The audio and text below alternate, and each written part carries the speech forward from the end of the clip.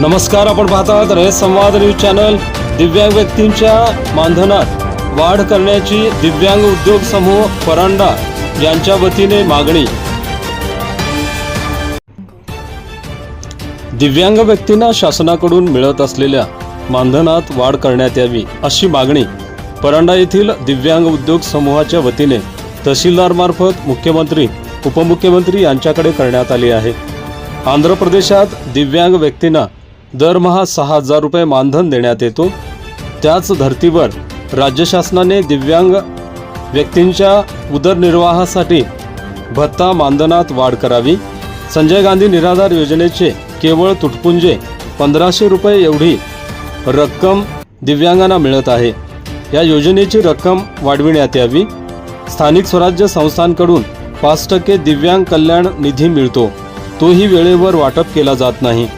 या सर्व बाबींकडे राज्य शासनाने लक्ष देऊन दिव्यांग बांधवांना न्याय देण्याची मागणी दिव्यांग उद्योग समूहाकडून परांडा तहसीलदारांना निवेदन देऊन करण्यात आली आहे।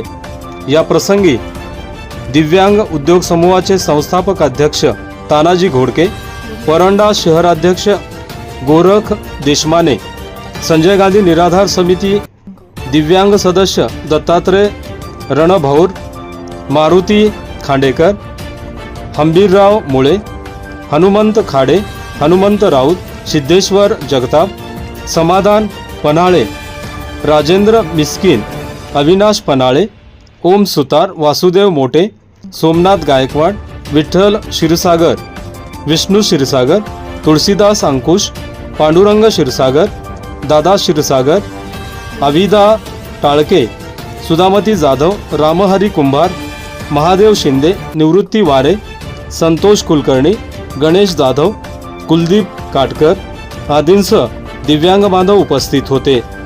रयत समाजासाठी फारुख शेख, परांडा, धाराशिव।